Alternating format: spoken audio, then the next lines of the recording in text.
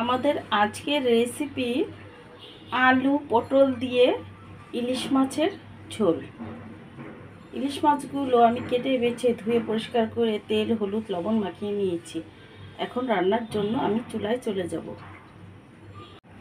চুলায় আমি একটি প্যান বসিয়ে গরম করে এতে দিয়ে দেবো পরিমাণ মতো সর্ষের তেল। দিয়ে এক এক করে মাছগুলো আমি এতে দিয়ে দেবো। মাছগুলো আমি হালকা ভেজে নেব, কড়া করে ভাজবো না।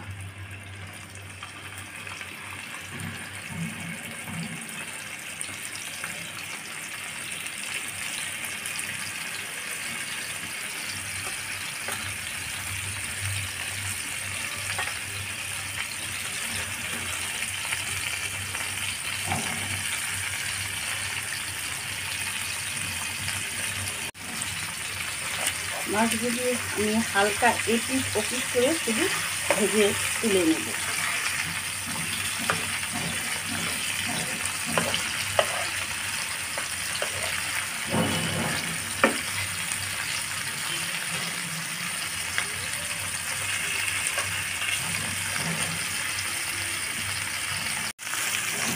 মাছগুলো এখন আমি এক এক করে তুলে নেব। এক করে সব মাছগুলি আমি তুলে নেব। এই মাছ ভাজা তেলে আমি দিয়ে দেবো কালিজিরা ফোড়ন। আমি মাছটা কালিজিরা ফোড়নে রান্না করব। দিয়ে দেবো আলু পটল।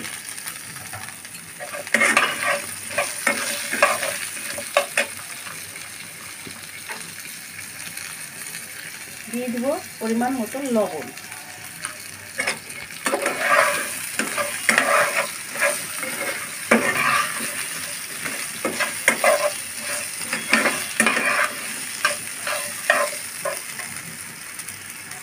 দিয়ে দেবো হলুদের গুঁড়া।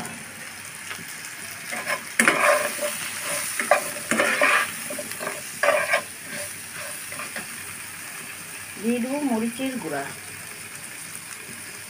সব কিছু দিয়ে নেড়ে চেড়ে আমি মশলাটা একটু ভালোভাবে সময় নিয়ে কষাবো।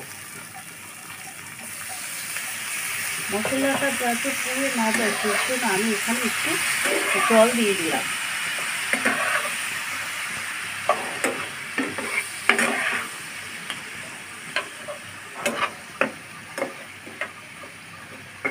দিয়ে এই সবজি সহকারে মশলাটা আমি ভালোভাবে কষিয়ে নেব।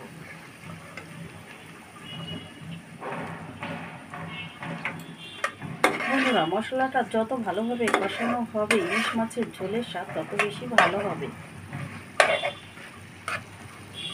ইলিশ মাছ কম বেশি আমরা সবাই রান্না করতে পারি, তবে সবার রান্না একরকম হয় না। এক একজনের রান্নার ধরন এক এক রকম হয়।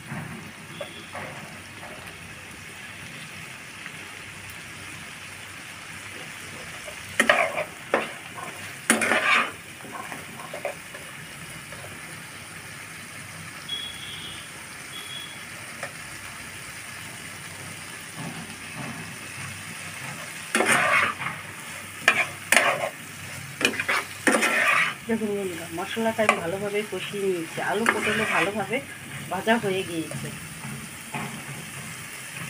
এখন আমি এর মধ্যে দিয়ে দেবো ভাজা মাছগুলো।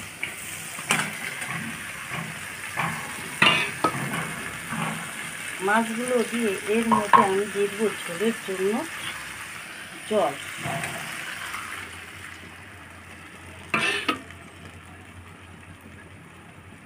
ঝোলের জন্য জল আমি একটু বেশি করে দিব। এই ঝোলটা আমি একটু পাতলা করে রান্না করব। পাতলা ঝোলটা, ইলিশ মাছের পাতলা ঝোলটা খেতে বন্ধুরা অনেক মজা হয়।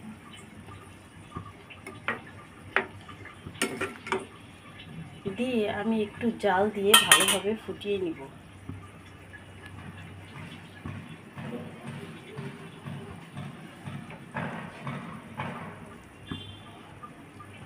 একটু সময় নিয়ে ফোটাবো।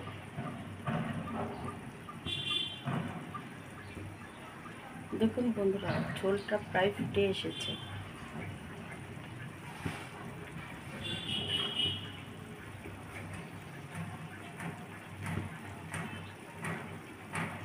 ঝোলটা ভালোভাবে ফুটে এসেছে। এখন আমি একটা ঢাকনা দিয়ে ঢেকে রান্না করব 10 মিনিটের জন্য।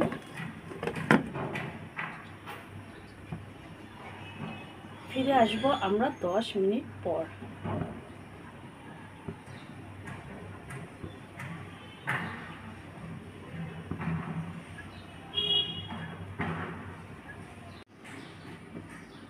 ফিরে আসলাম আমরা 10 মিনিট পর।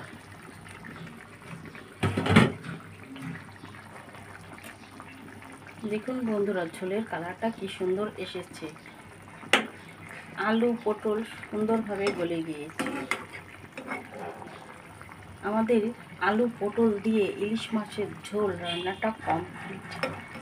এর মধ্যে আমি আর কোনো প্রকার মশলা ব্যবহার করব না। ইলিশ মাছের তাতে ঘ্রাণ নষ্ট হয়ে যায় এতে ভাজা জিরার গুঁড়া ব্যবহার করলে। ইলিশ মাছের ঘ্রাণ ঠিকঠাক রেখে রান্না করতে হলে ইলিশ মাছে বন্ধুরা ময় মশলা, পেঁয়াজ রসুন এগুলা কম দিতে হয়, তাহলে ইলিশ মাছের ঘ্রাণটা ঠিকঠাক থাকে।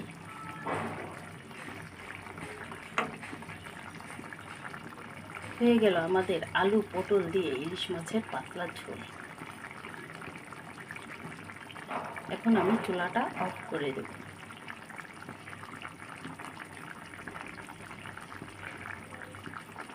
অফ করে ঠান্ডা করে আপনাদের আমি পরে পরিবেশন করে দেখাবো।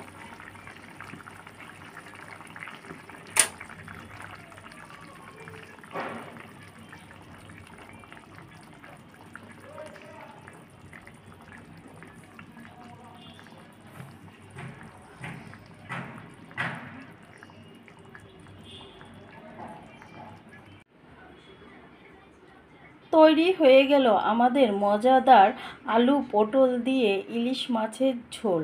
রান্নাটা কত সহজ, খেতেও অসম্ভব মজা। বন্ধুরা, আমি ইলিশ মাছের ঝোলটা খুবই সিম্পলভাবে রান্না করে দেখিয়েছি। আপনাদের যদি পছন্দ হয় বন্ধুরা, প্লিজ আমাকে লাইক সাবস্ক্রাইব করে দিবেন যারা ইউটিউব থেকে দেখছেন, আর যারা ফেসবুক থেকে দেখছেন তারা লাইক কমেন্ট শেয়ার করে দিবেন। এবার তাহলে আসি।